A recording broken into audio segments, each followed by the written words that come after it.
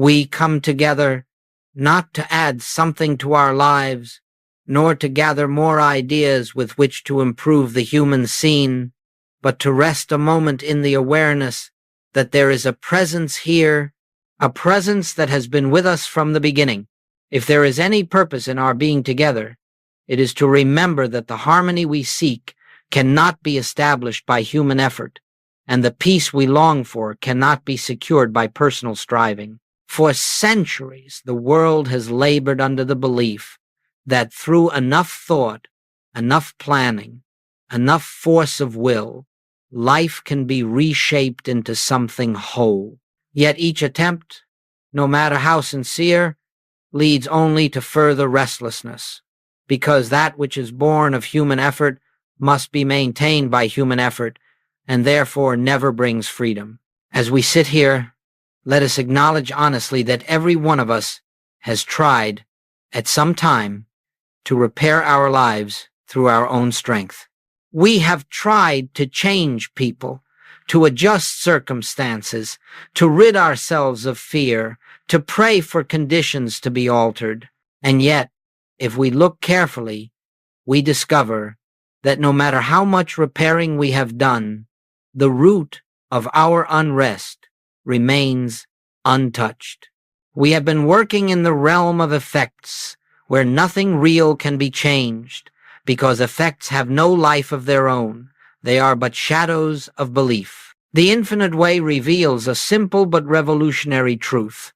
The moment we attempt to fix anything, we have already accepted the problem as power.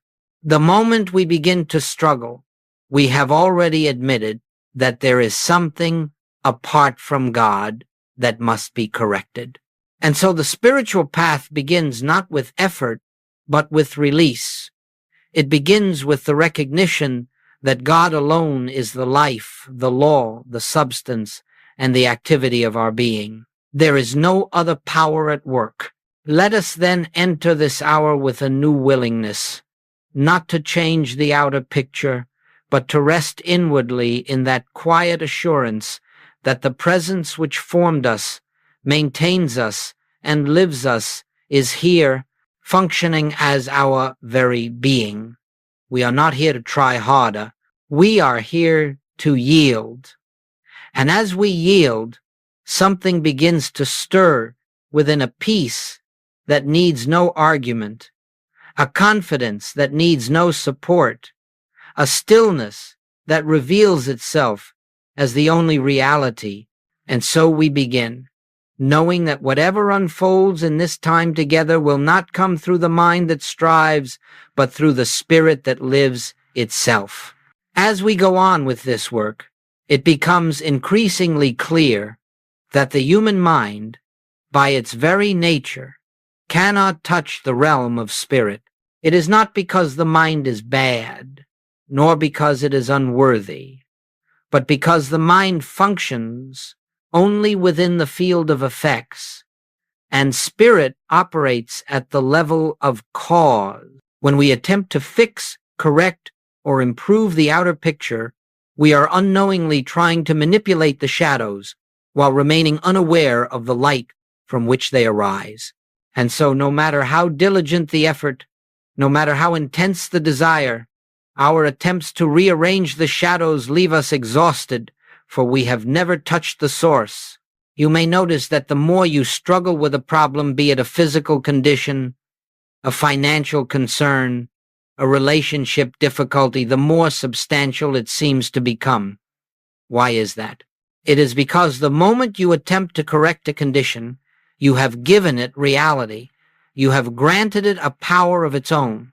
You have acknowledged it as something apart from God that must be subdued or conquered. And in that very act, you have moved out of spiritual awareness into the belief of two powers, a good power that you seek and an evil power that threatens. Now consider for a moment what happens when we operate from that duality. The mind becomes tense, anxious, creative in its fears. It begins to speculate, to judge, to analyze, to project. All of this activity is but a sign that we have accepted the appearance as true and are now working with it on its own level. But truth is never found on the level of appearances. Truth is found only when we retire from the battle and return to the realization that God is the only presence and the only power functioning anywhere. Human fixing always fails because it begins with a false premise. It begins with the belief that something has gone wrong in creation. It begins with the assumption that our task is to repair the handiwork of God or to add something to the completeness of divine being. But the spiritual reality is that nothing God has created can be improved, and nothing unlike God has ever been formed. The entire structure of fixing rests upon illusion. And so, in this work, we are asked to lay down the tools of the human mind, not because they are sinful, but because they are useless in the realm of spirit. We do not reach God through thinking, planning, pleading, or even through our most earnest desires. We reach God when thought becomes still, when effort is surrendered, when we recognize that the divine activity is already present and needs no assistance from us. This is not an easy realization, because the mind has been trained through centuries to believe that its task is to solve, to manage, to correct, to protect. But as long as we are engaged in the work of fixing, we are closing our ears to that still, small voice which whispers, "Be still, and know that I am God." Not be clever, not be strong, not be determined, but simply be still. In stillness, the false sense of a problem dissolves, not because we have conquered it, but because we have ceased granting it reality. As we continue deeper, we must remember this. Anything we try to fix, we first affirm as real. Anything we release into God's presence, we allow to dissolve as illusion. Let this sink gently into your consciousness, for upon this foundation the entire spiritual life rests. As we go forward together, let us remember that all spiritual progress rests upon a single shift, turning away from the world of effects and returning to the realization of cause. Nearly the whole of human living is spent in the realm of effects, looking at bodies, finances, relationships, politics, emotions, and trying to improve them. Yet none of these have ever been self-created. They are the outpicturings, the shadows of a deeper state of consciousness. And so long as we give our attention to the shadows, we cannot see the light from which they arise. This is why the world exhausts itself with endless attempts to fix, correct, and reform outer conditions. It has never understood that the outer is but the product, never the producer. And so the first step in spiritual awakening is to acknowledge quietly and sincerely, I will no longer accept effects as cause. I will no longer grant power to that which is merely appearance. This is not a statement to convince the mind. It is a recognition that dawns as one sees that what the senses report is never the whole story. There is only one cause, and that cause is God. God is the only law, the only substance, the only activity, the only power. When we hold this in awareness, not as a mantra, not as an affirmation, but as a realized truth, then we begin to perceive the nature of the world differently. We no longer approach a problem with the assumption that something outside is acting of its own accord. Instead, we recognize that everything appearing in our experience is but the picture taken of our consciousness. It has no life, no will, no substance, apart from the consciousness beholding it. And so the inner work becomes very simple, turning away from the picture and resting in the source. We do not deny appearances. That would be foolish. We do not fear them. That would give them power. We simply refuse to work with them refuse to grant them causation. For appearances are not cause, they have never been cause, they can neither bless nor harm. They have only the life we unconsciously lend them. The moment we realize this, even faintly, a shift takes place within. A certain peace begins to replace agitation. Fear loosens its grip, not because the problem is solved, but because we have ceased treating the problem as a power.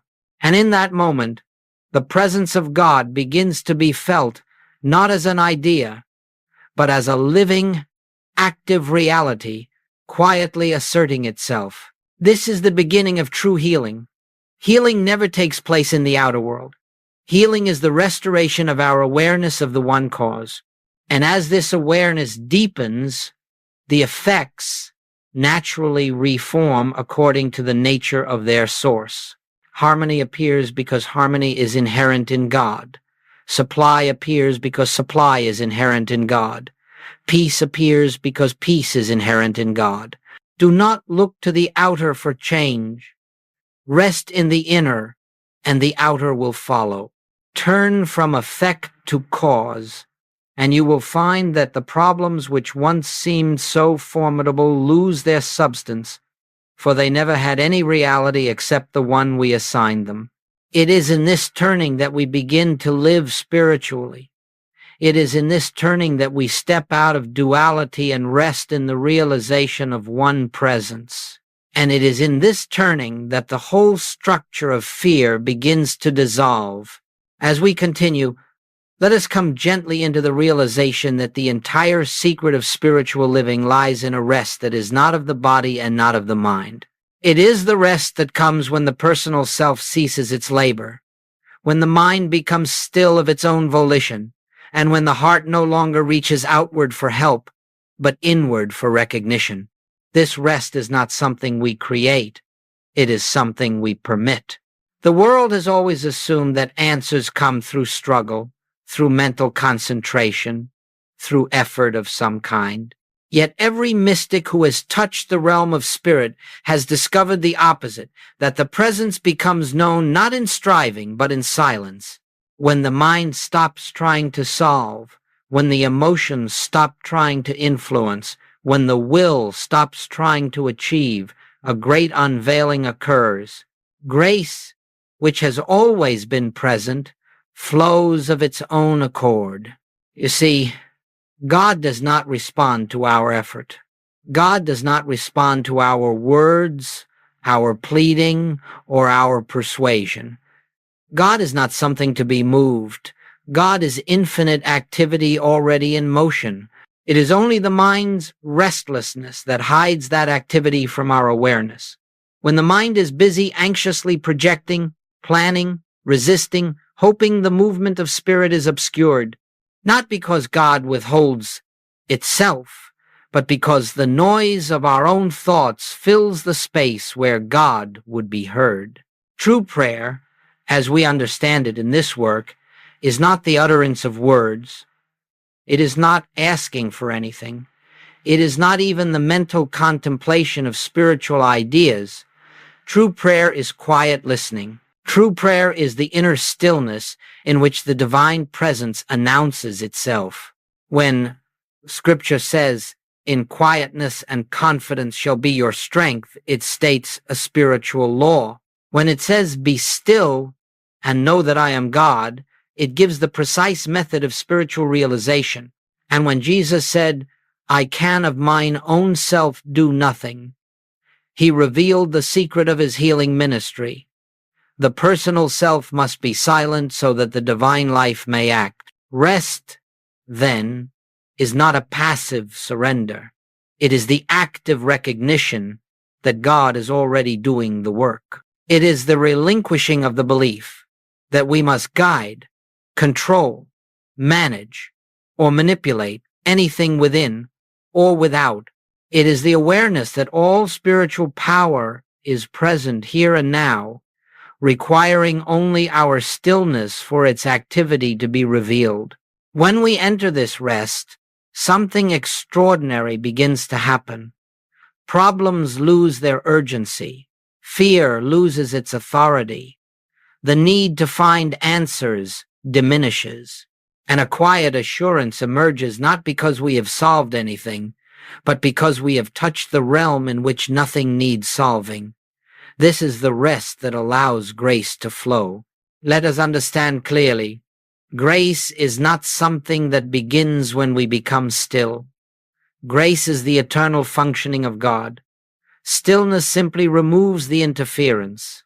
The moment our striving stops, the divine rhythm becomes evident. The moment thought quiets, harmony rises to the surface.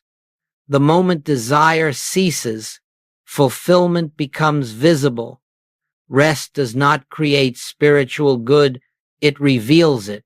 And so, in this work, we learn to be still, not as a technique, but as a recognition.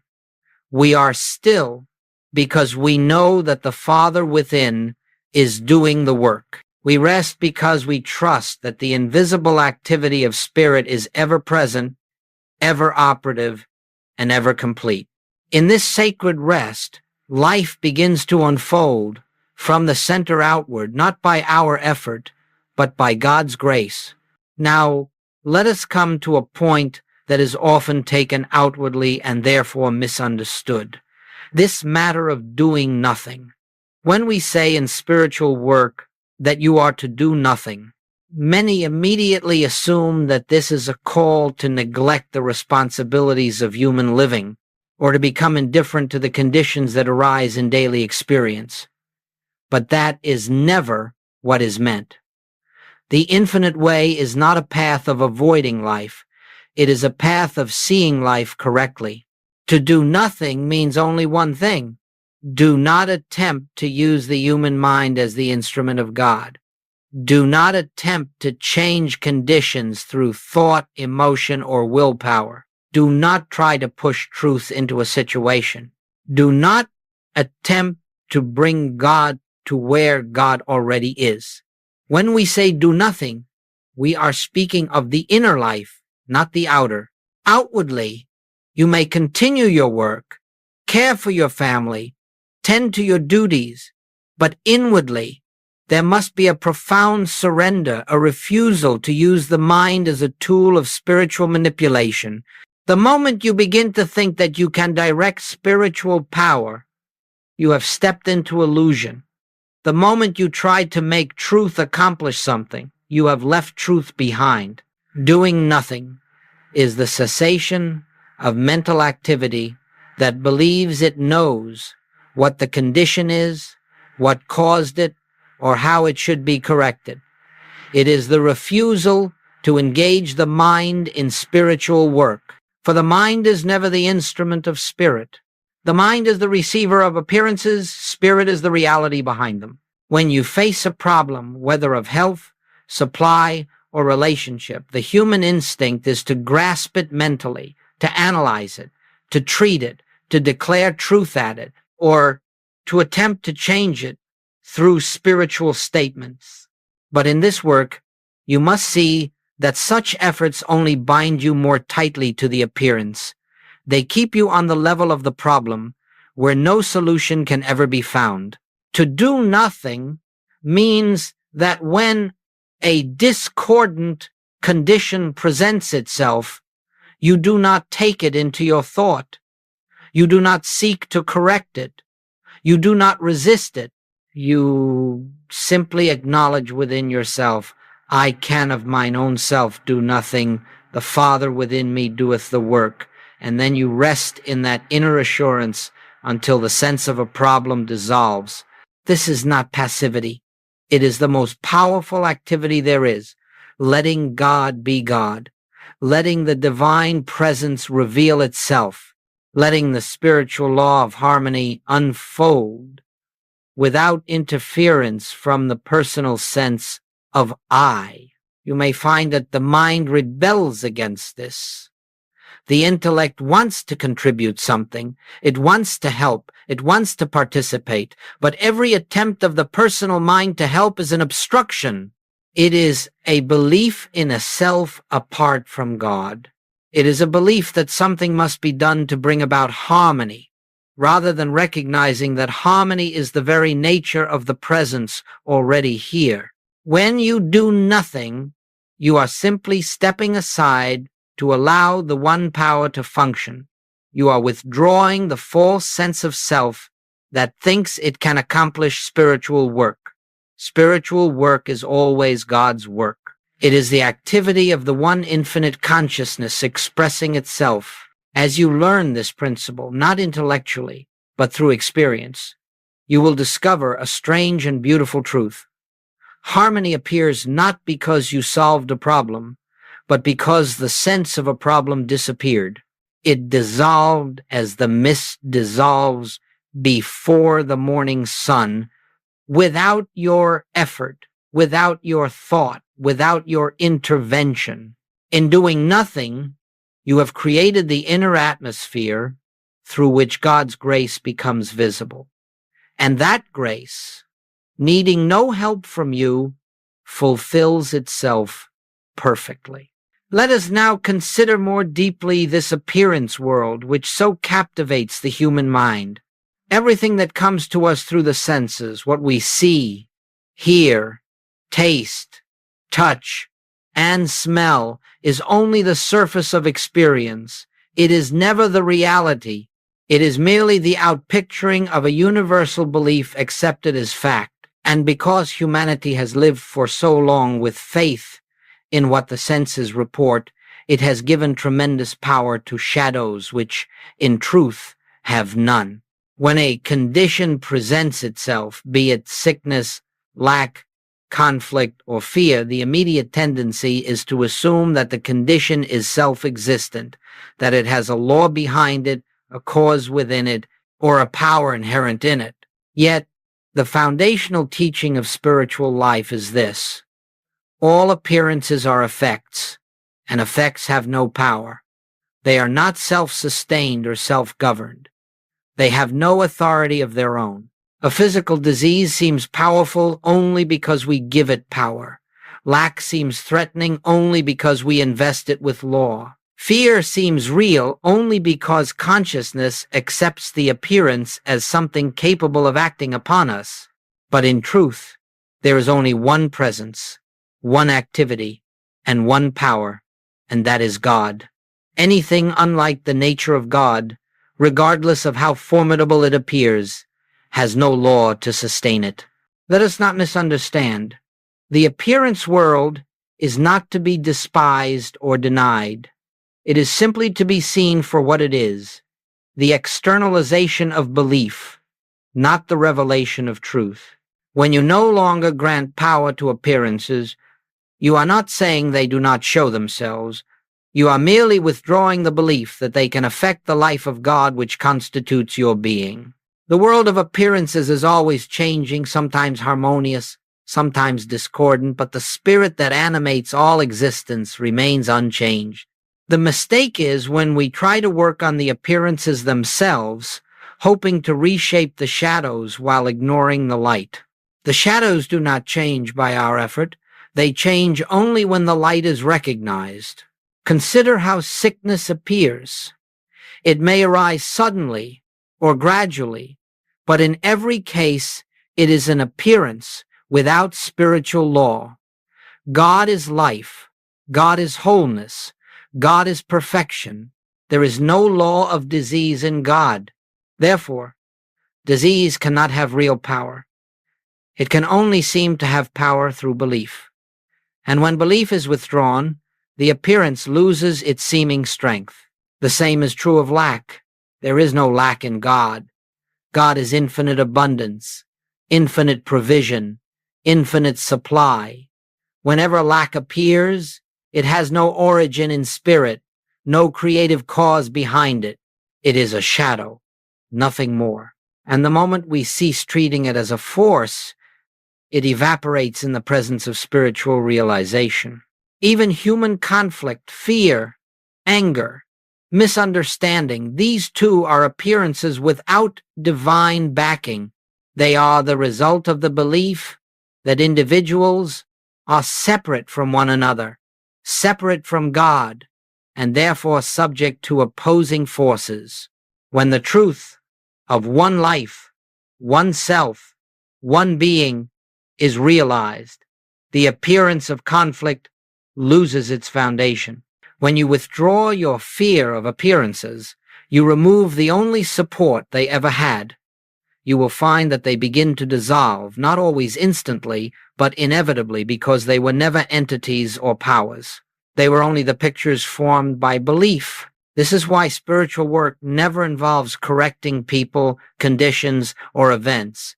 It involves only the recognition of the one presence.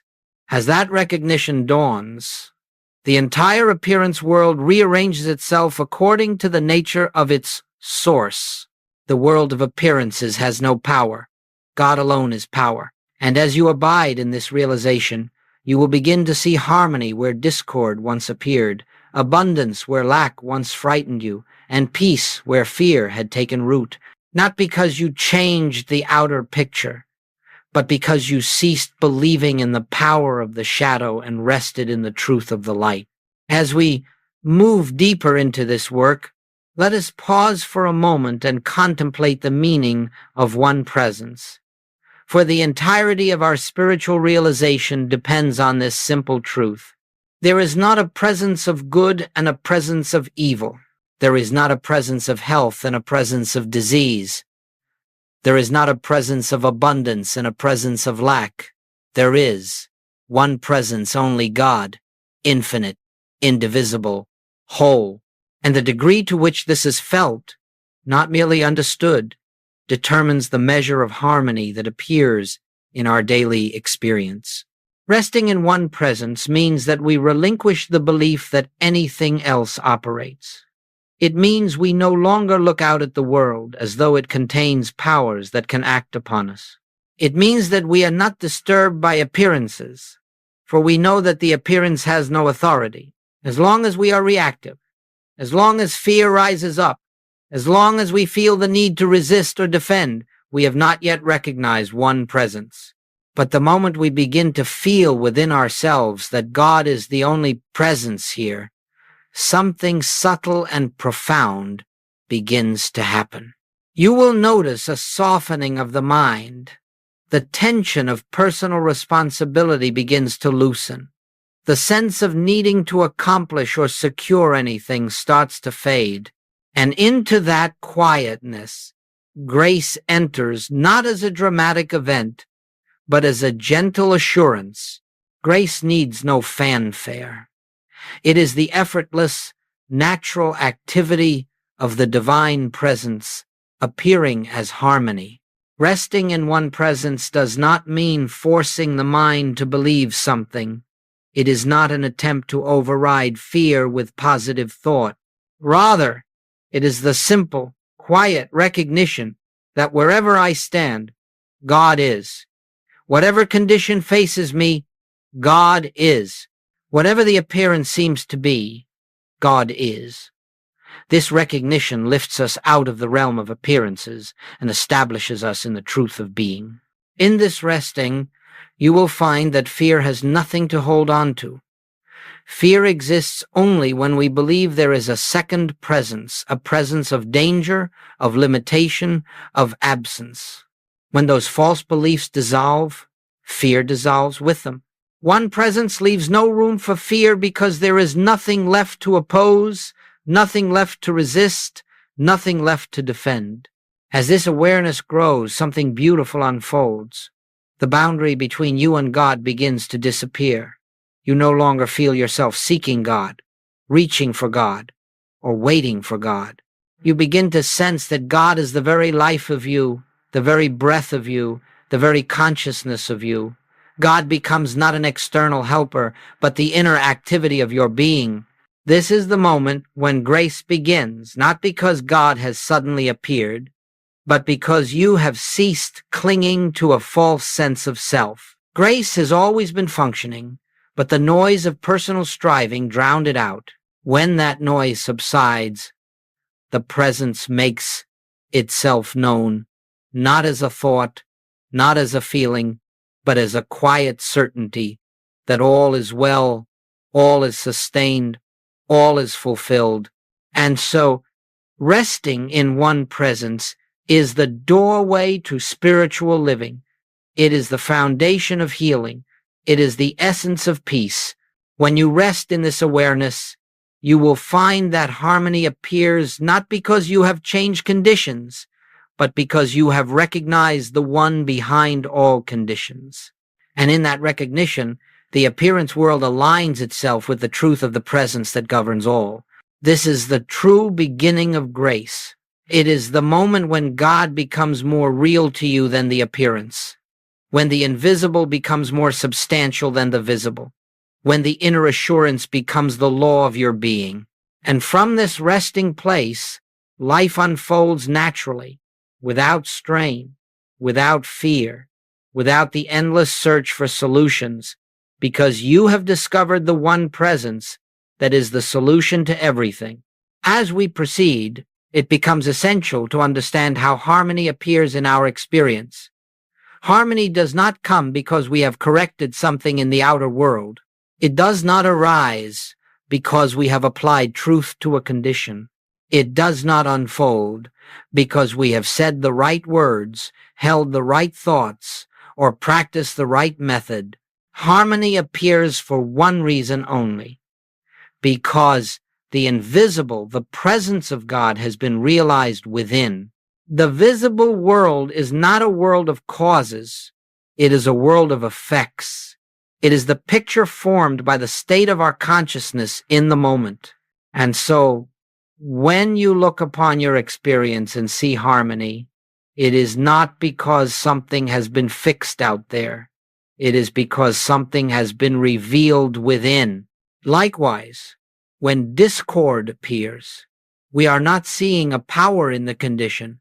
We are seeing a momentary absence of spiritual awareness. Now, let us be very clear.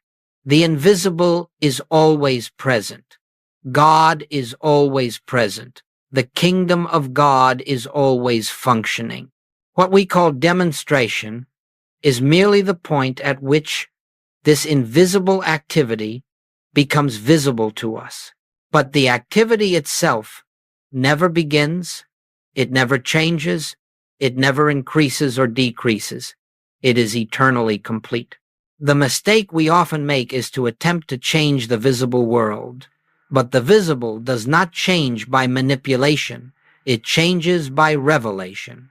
When your consciousness recognizes the presence of God as the only power, the only substance, the only reality, then the outer picture aligns itself with that realization. It cannot do otherwise, because it has no life of its own. It is only the image cast by the light of your awareness. You will notice that harmony often appears quietly, without fanfare. A problem that seemed large simply recedes. A condition that frightened you loses its sense of power. A need is met without struggle. These changes do not occur because you have solved anything, but because your inner state has shifted. The appearance always responds to the nature of the cause behind it. This is why Jesus said, "Judge not according to the appearance." He was not speaking about moral judgment. He was speaking about perception. He was instructing us never to accept the visible seen as truth, because the visible is transient. The invisible is eternal. And so, when you rest in the awareness of one presence, when the mind grows still and the heart becomes receptive, the invisible harmony begins to outpicture itself. You will find that whatever needs to take form, whether in the body, in relationships, in supply, or in activity, appears without struggle. The form is not something you create, it is something you witness. In the same way that a seed placed in the earth unfolds without your assistance, so does spiritual realization unfold into visible expression. You do not open the petals of the flower, you behold them. You do not command the tide, you watch it come and go. And you do not force harmony, you witness it as the natural appearing of the invisible. This is the meaning of the statement, before they call, I will answer. The answer exists before the prayer. The form exists before the desire. The harmony exists before the problem. It is already established in the invisible. And when the consciousness becomes quiet enough to recognize that truth, the outer expression begins to take shape. Let us understand that there is no cause and effect relationship between your realization and the appearing of harmony. It is not that the realization causes the harmony. It is that the realization reveals the harmony that already is. The invisible is forever complete. Our task is not to create, but to behold. When you permit the invisible to govern, it will appear outwardly in whatever way fulfills the need of the moment. It may come as a new insight, a sudden peace, a change in circumstance, or an unexpected resolution. But you will know that it is not the work of the human mind. It is the natural outpouring of grace, the invisible made visible. In this recognition, your life becomes a continual unfolding of spiritual harmony, not because you are directing your experience, but because you are allowing God to reveal itself in the only way God can as the allness of your being made manifest in daily living. As we bring this period of contemplation to a close, let us rest once more in the simplicity of what has been revealed. We have seen that there is no life to be fixed, no condition to be changed, no outer world to be reshaped. The entire burden of struggle has arisen from the belief that we, as persons, must somehow improve the handiwork of God. But as we go deeper into spiritual understanding, we discover that divine harmony is already established, already complete, already present as the invisible reality of our being. Whatever discord has appeared in our experience has been but a shadow of belief, not a power. Whatever fear has troubled us has had no law behind it, no substance sustaining it. And whatever healing we have sought has never been the changing of matter, but the awakening of consciousness to its oneness with God. When that oneness is felt, the need to struggle falls away, for we know that the Father within is the only activity of our life. Let us now leave behind the thought that we must strive to bring God into our affairs. God is already there. Let us set aside the impulse to reach outward for help. The kingdom is within. Let us release the burden of self-will, self-effort, and self-responsibility, and rest in the quiet confidence that divine intelligence is the very activity of our being. In this silence, you will find that there is nothing to ask for. There is nothing missing. There is nothing incomplete. You are standing in the presence of the one who has been your life from the beginning, the one who maintains and sustains all creation in perfect order. This presence does not begin its work when you call upon it. It is eternally functioning, eternally fulfilling itself as your life. And so, as we leave this time together, let the remembrance abide with you. There is nothing you must fix. There is nothing you must make happen. There is nothing you must change. All that is required is the quiet recognition of God as the only presence and the only power. Be still often. Let the mind rest. Let the heart open. Let the spirit within you bear witness to itself.